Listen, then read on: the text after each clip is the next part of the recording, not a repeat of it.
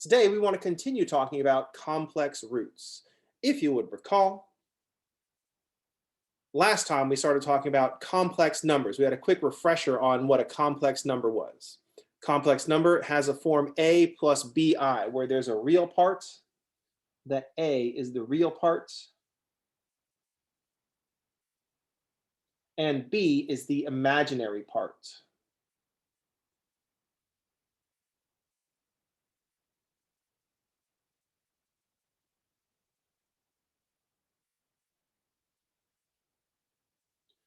So there's a real term and an imaginary term. And I is the imaginary unit. It's a number such that when you square it, you get -1. So I is the square root of -1, which is bad grammar. I am the square root of -1. So this is the imaginary unit.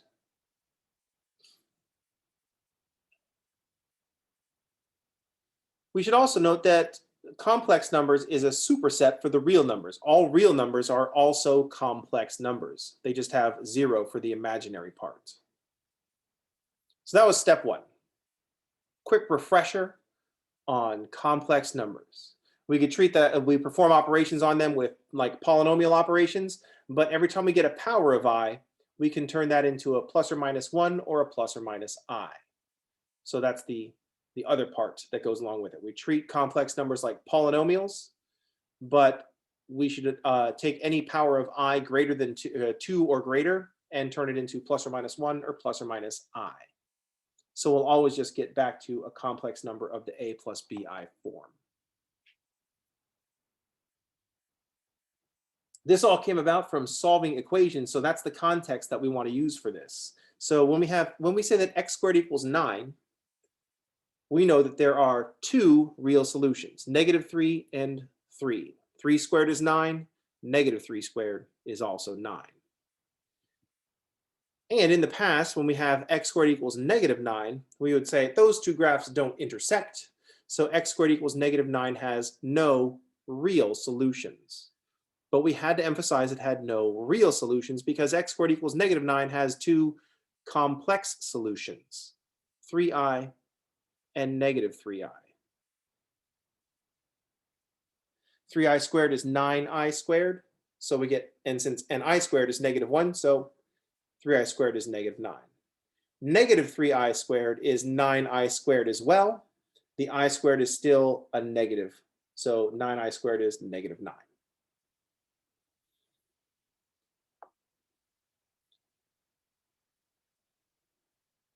So what we notice is that with these x squared equations, we have 2 solutions, 2 complex solutions, since the 2 real solutions are also complex solutions. Now, we need to clarify something. When we're counting solutions, because it's come up now, I just talked about the x squared having 2 solutions. When we're counting solutions, we count multiplicities because that's an additional piece of information. When counting solutions,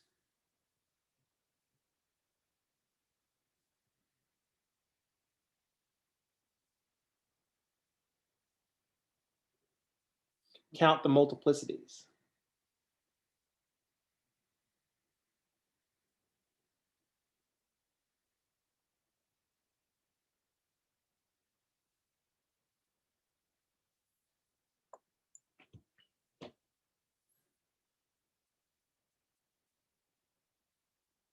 Not the movie Multiplicity with Michael Keaton. That doesn't count. I guess it counts as a movie, but was it really necessary? Not so much. But when we're counting solutions, we want to make sure that we count multiplicity. So what I mean is, if we have an equation that says, let's say, x minus 3 squared is equal to 0. I don't know why x, that doesn't matter. We only have one distinct solution, 3. 3 is the only thing that makes this true.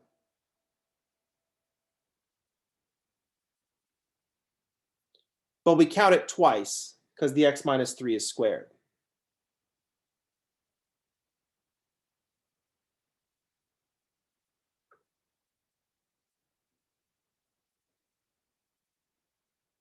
So 3 has a multiplicity of 2. One of the reasons that we do this is that when we say that x equals 3 is multiplicity 2 in our equation, or in our solution set, is that the x minus 3 had this square attached to it. So we want to make a distinction between this solution set and say the solution set for just x minus 3 equals 0, where x equals 3 with a multiplicity of 1.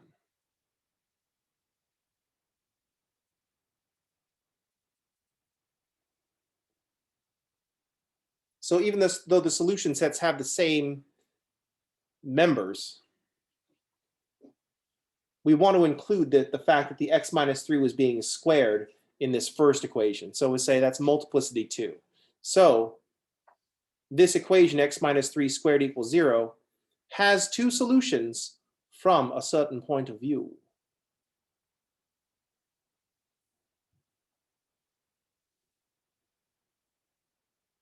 So we're kind of Obi-Waning things a little bit here, from a certain point of view.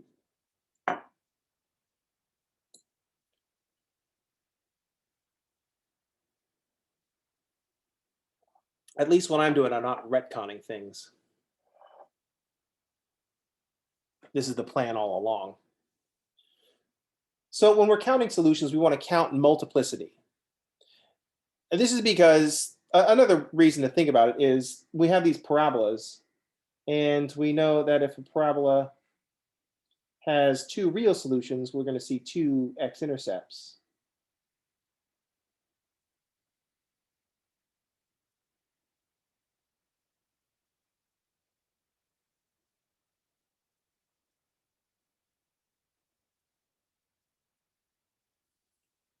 These aren't as real solutions to the graph because that doesn't make any sense. They're real solutions to the corresponding quadratic equation.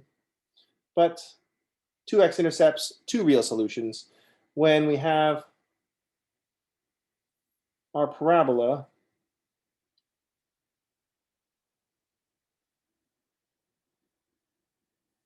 and and we see no x-intercepts,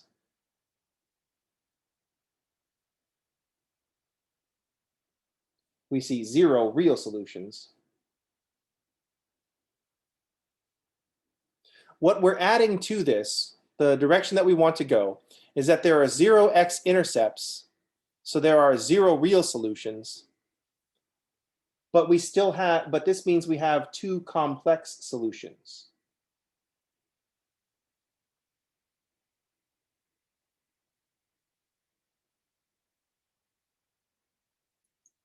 So what we want to be able to say is that a quadratic equation will have two complex solutions. And then we come along and say, well, what about this? Where we draw our parabola and the vertex is sitting on the x-axis. And we only have one x-intercept.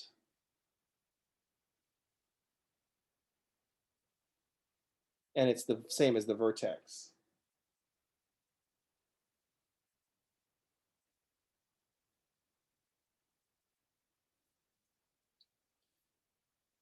And so we only have one x-intercept, so there's only one solution.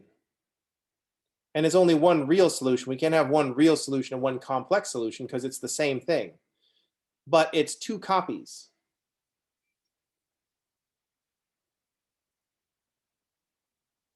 We want to say that there are two complex solutions. So we're going to say that this one counts twice. When the x-intercept and the vertex course are the same point, we're going to say that there's still two complex solutions counting multiplicities. So we're going to be like, oh yeah, there's still two because it's an x squared graph, so there's got to be two. So we're like, oh, there's two complex solutions. And before anybody says anything, we're going to be like, that one counts twice.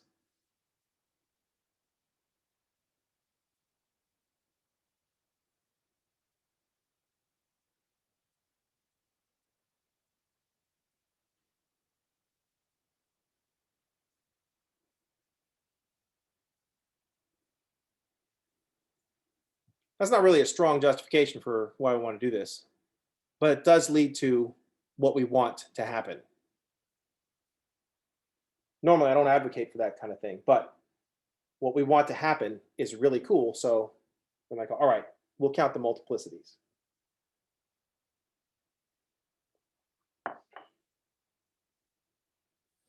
It's kind of like making a distinction between the number of children that you have versus the number of times that you were giving birth.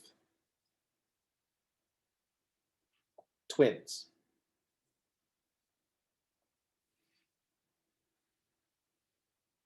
Not a good analogy unless you do that thing where you just treat the twins like they're the same person because we all think it's cute. And then the twins start getting tired of it. You know what I mean? So when counting solutions, we want to count multiplicity. Let's take a look at another equation. So if I write an equation with an x to the fourth equals 16,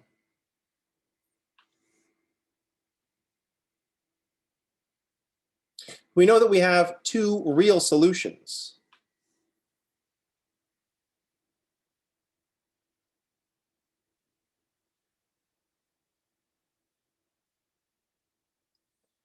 Two and negative 2.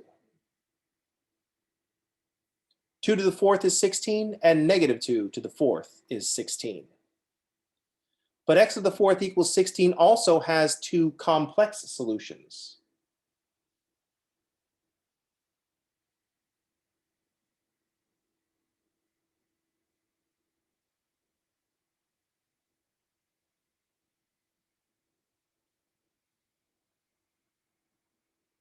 Two I and negative 2i.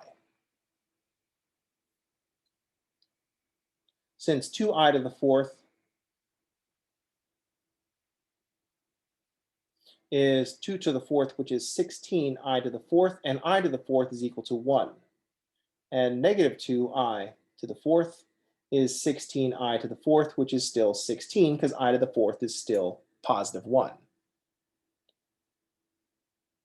But real solutions, real numbers are complex numbers as well.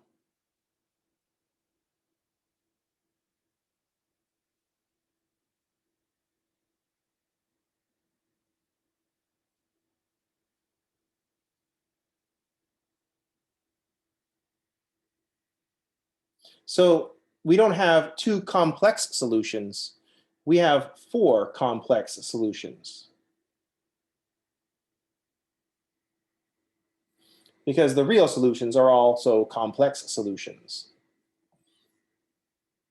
Important conclusion is that x to the fourth equals 16 has four complex solutions. Only two of them are real, but it has four complex solutions.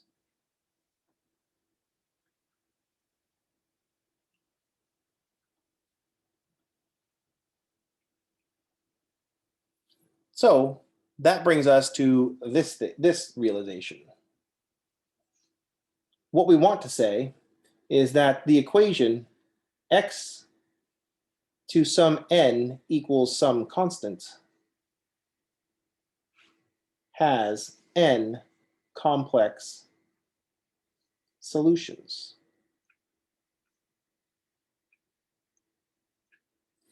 This is what we wanted to say at the beginning. I probably should have just led with this.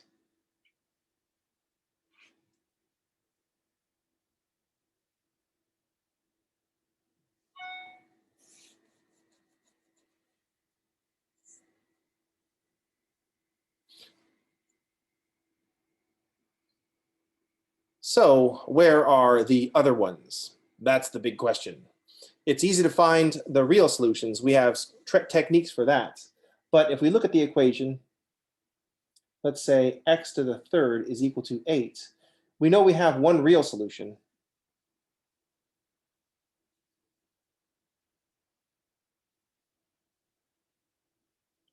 X equals 2.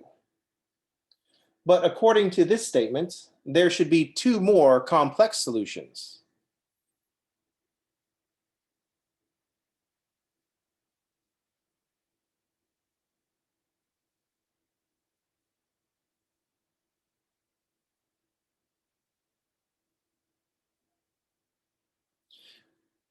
We know that there's only one real solution. The graph will tell us that, but where are the other two solutions? There should be two more solutions. Is it just that 2 has multiplicity 3? That's not the case, because otherwise we'd see x minus 2. We'd see an x minus 2 to the third power. That would mean a multiplicity of 3. So what are the other two solutions?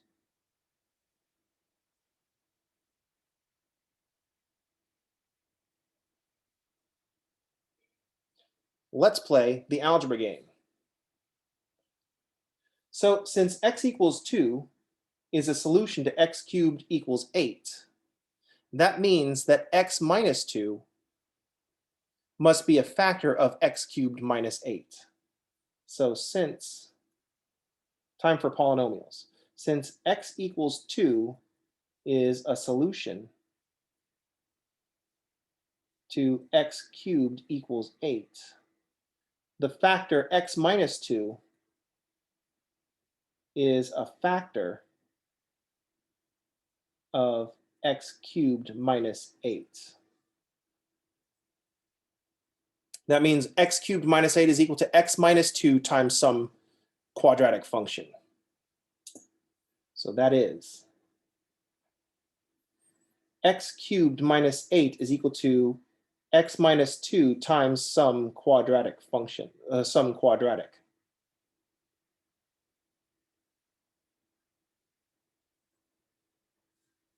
That quadratic will have to have two solutions, and it looks like they're going to be complex solutions, because if we look at the graph of x cubed minus 8, it only hits the x-axis one time.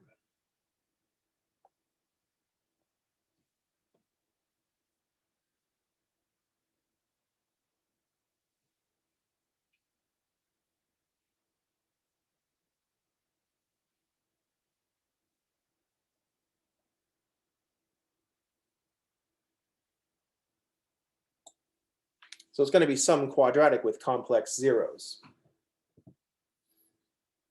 We can see that this is the case because x cubed minus 8 only has one zero at 2. We only see one x-intercept. X cubed minus 8, the shape of that graph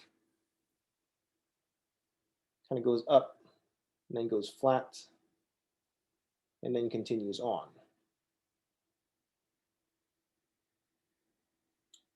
And that only hits the x-axis one time when x equals 2.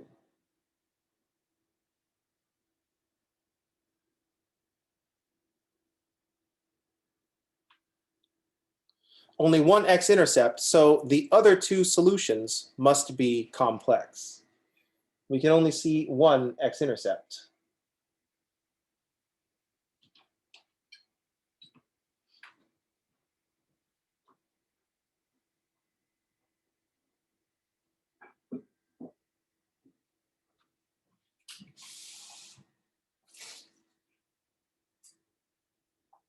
So the other two solutions must be complex solutions.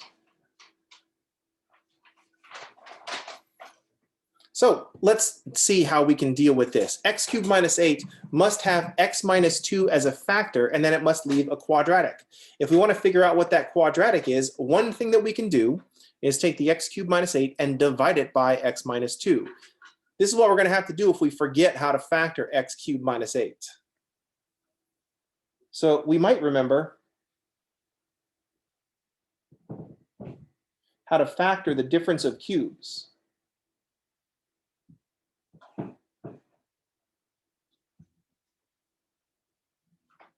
And so we might recognize that x cubed minus 8, I wrote my x backwards, there we go,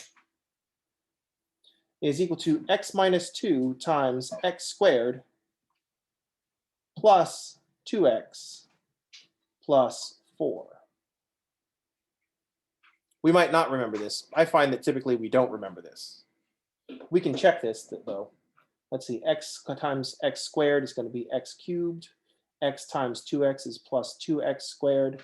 X times 4 is plus 4x. And then I'll multiply by the negative 2. Negative 2 times x squared is negative 2x squared, so those cancel. Negative 2 times positive 2x is negative 4x, so those cancel. Negative 2 times positive 4 is negative 8. So we get the negative 8 and the x cubed left over So that's the factorization. There's the quadratic with complex zeros.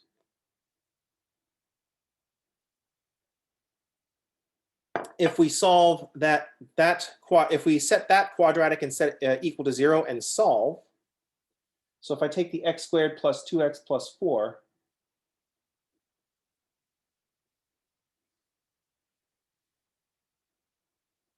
and solve, this should give us the other two complex zeros. So let's see, this is going to be x squared plus 2x. I'm going to complete the square because the quadratic formula is trash. Half of 2 is 1 squared is 1, so it's going to be plus 1, and that leaves a plus 3 left over. X squared plus 2x plus 1, we can factor into x plus 1 squared plus 3 is equal to 0. And now we can really see these complex zeros. There's the plus 3. And when I move it to the other side, it's going to be negative. Then when I take the square root, I'm going to have complex numbers. So solving will be give us x plus 1 squared is equal to negative 3. Then the square root of both sides tells us that x plus 1 is equal to plus or minus the square roots of negative 3, which is plus or minus I times the square root of 3. So x, the two solutions are negative 1 plus or minus I times the square root of 3. Two more complex zeros. It was a cubic equation, so it has to have 3 solutions. In this case, it has 1 real solution and it had 2 complex solutions.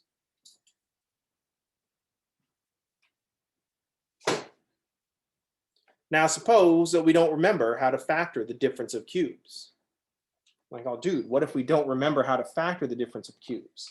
That's no problem, because we know that x minus 2 is a factor. Since we know that x minus 2 is a factor, oops, yikes.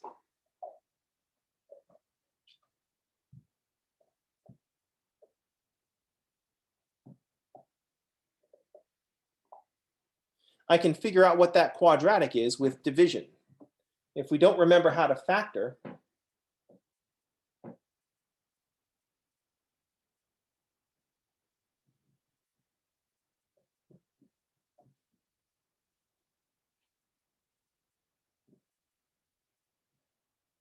the difference of cubes,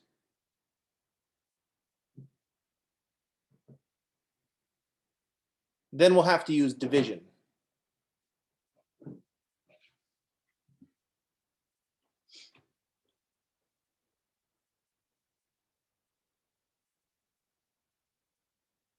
So no problem, we still have an answer for how to figure out what that quadratic is. And so we still have an answer for how to find those other 2 zeros. So that quadratic will be x cubed minus 8 divided by x minus 2. So some quadratic.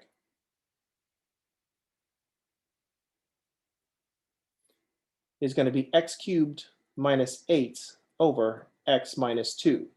That's just how multiplication and division are related.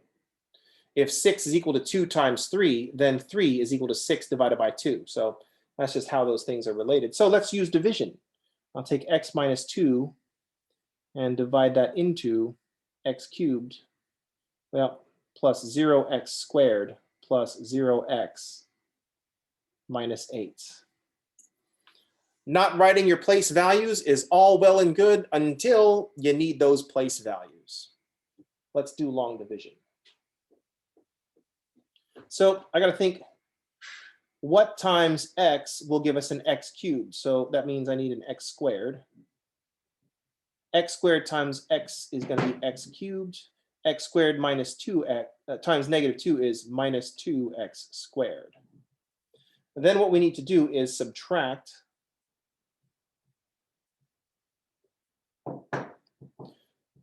because remember, division is just a repeated subtraction. How many times can I subtract x minus 2 from x cubed minus 8? I can do that x squared times. So let's subtract x squared times x minus 2 from x cubed minus 8. X cubed minus x cubed is 0. Those always have to cancel out. And 0 minus a negative 2 is plus 2x squared plus 0x minus 8. We're just using the same division algorithm that we always use. We ask ourselves the question, how many times can I subtract x minus 2 from x cubed minus 8 without going negative? And I can do that x squared times. Now I need to continue subtracting. How many times can I subtract x from 2x squared without going negative? And I can do that 2x times. 2x times x is 2x squared. 2x times negative 2 is negative 4x. And we need to subtract. 2x minus 2x is no x squared, or 2x squared minus 2x squared is no x squared. That's what we wanted to happen. And 0 minus a negative 4 is positive 4x.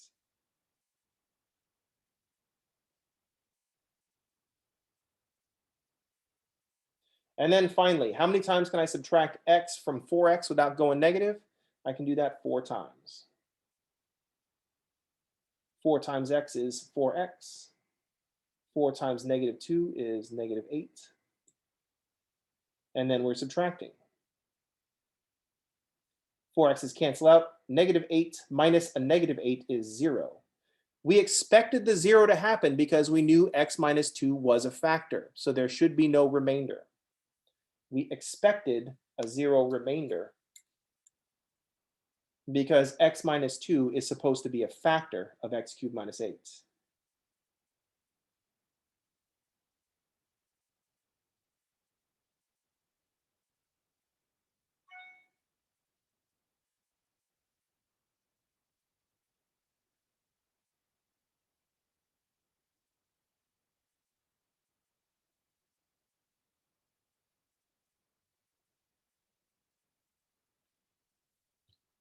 There's the other quadratic that we were looking for. So x cubed minus 8 is equal to x minus 2 times x squared plus 2x plus 4.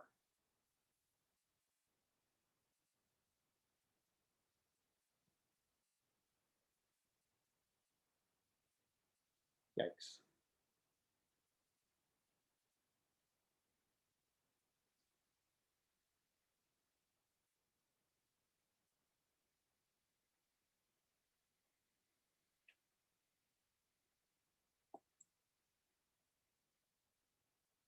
So if we set this equal to 0 to solve, one of the solutions is 2 from the x minus 2 factor. We can see that the 2 only has multiplicity 1 because the x minus 2 is being raised to the first power.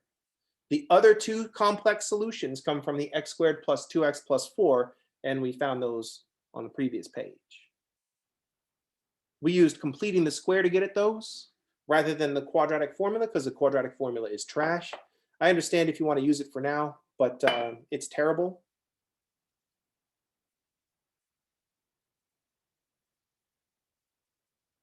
It ignores too many things that are going on.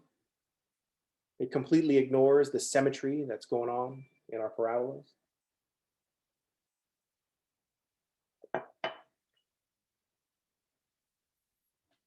And it provides fodder for why we don't teach you how to do your taxes in school.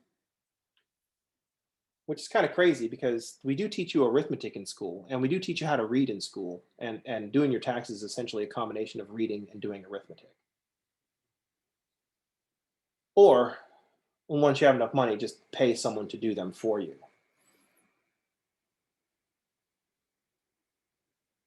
Which is just more evidence that we just do too many tests in our society. I mean, we do tests, give tests to children, and then every year we all get together and decide to do the IRS test.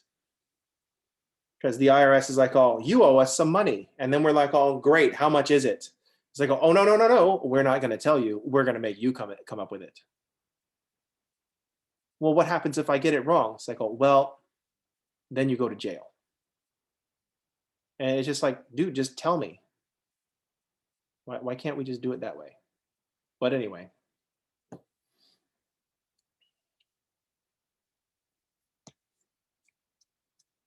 I think it comes from the fact that we don't want people to learn things. We just want to test them on whether they know stuff. And then that's just what it comes down to. We want to be able to test people. And I think the reason that we do that is that there are people making money on all this testing that goes on. So when your kids are going through the testing at the end of the year, I want you to remember that all that suffering, someone is making money off of it. There are companies that do this. It's not your teachers that write the tests and say, this will be a good example of what I asked them to learn. Someone mailed them a test in a sealed envelope, and they administered it to the children. You know what I mean? And somebody made some money off of it. So if you're wondering why we can't just get rid of those things, someone is making money off of it, and that's why, because this is America. Any questions? Comments? Deep thoughts? So we said that we have three complex zeros, or three complex solutions. X cubed minus 8, or equals 8, has three complex solutions. We got x equals 2. We got -1 plus I times the square root of 3, and -1 minus I times the square root of 3. It was a cubed equation, so it has to have three solutions. We can also say that 8 has three complex zeros.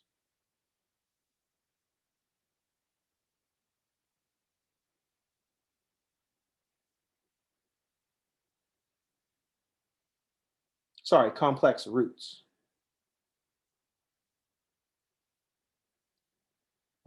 It was in my lifetime that we started calling solutions to equations zeros, because we used to call them roots, partially for this connection, but then we're like, oh, you know what? It's bad to use the same word in different contexts. So let's start calling solutions zeros of polynomials rather than roots of the polynomial.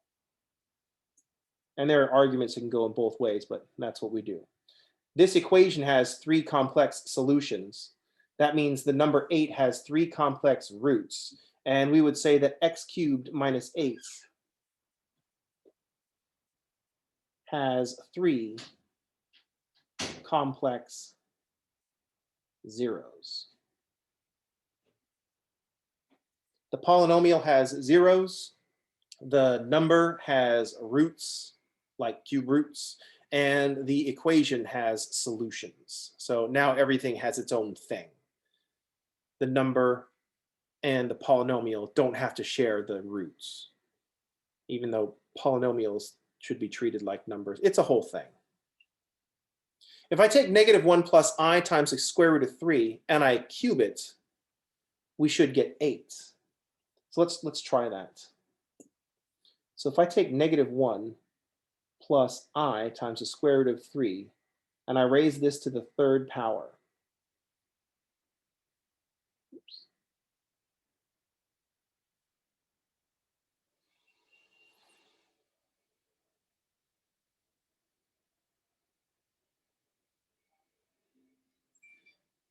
so if we want to cube the -1 plus I times the square root of 3, that means I have to take 3 copies of the -1 plus I root 3 and multiply them. So I'm going to multiply them 2 at a time.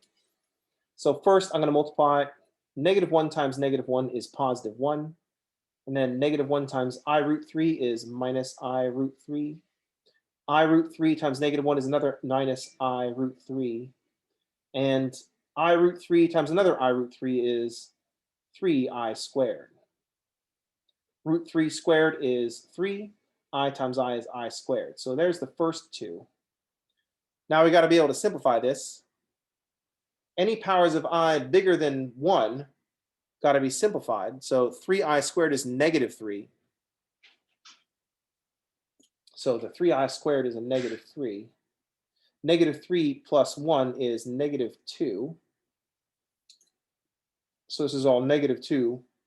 And then I have -2 of these I root 3s.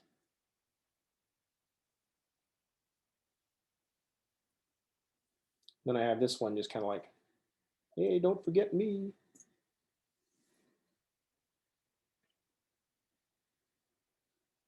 So I'm just combining like terms. Now I still got to multiply. I got a -1 plus I root 3 squared. Now I got to multiply these. So we get -2 times -1 is +2. -2 times I root 3 is -2 I root 3. -2 I root 3 times -1 is +2 I root 3. And -2 I root 3 times I root 3 is -2 times I squared. And the square root of 3 times the square root of 3 is 3. So we can see that the imaginary term is going to drop out because we have -2 I root 3 plus 2 I root 3. So those are opposites. In math, opposites don't attract, they cancel out.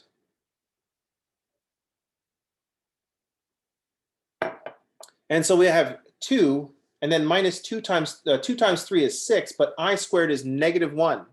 So this is minus a -6.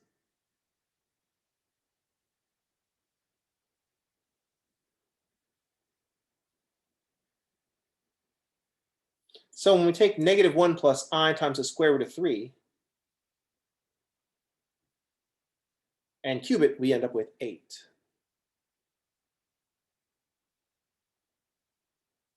At this point, you should be thinking, dude, aren't we in a trig class? Why are we doing so much algebra?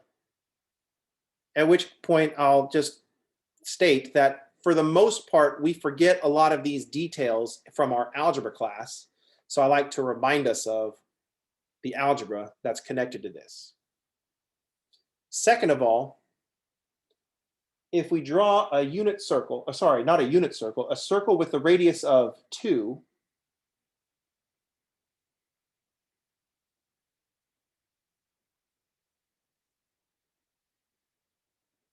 and instead of an xy axis, I say on the x, I'm going to put the real numbers, and on the y, we're going to have an imaginary axis.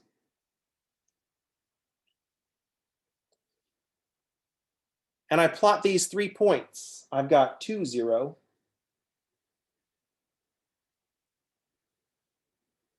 And then I've got -1 and root 3. So if I go -1 and root 3,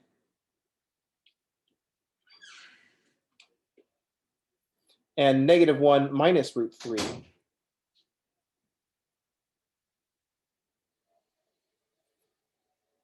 here are the 3 cube roots, complex roots of 8. There were 3 of them, and notice that they divide the circle into 3 parts.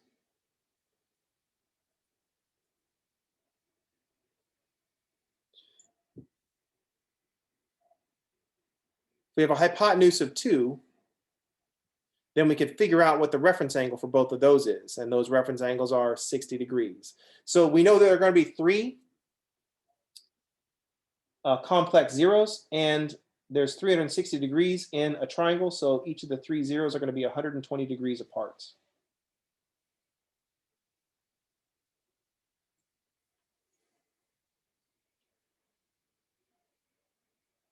If we have 4 complex zeros, then the 4 solutions will be 90 degrees apart. If we have 5 complex zeros, then the solutions will be 360 divided by 5, 72 degrees apart. And all of a sudden, trigonometry and algebra have met at complex numbers. Any questions? I don't know why the way that the complex zeros distribute them, or complex roots distribute themselves around the circle. I don't know why I think this is one of my favorite things in trigonometry, but it is one of my favorite things in trigonometry.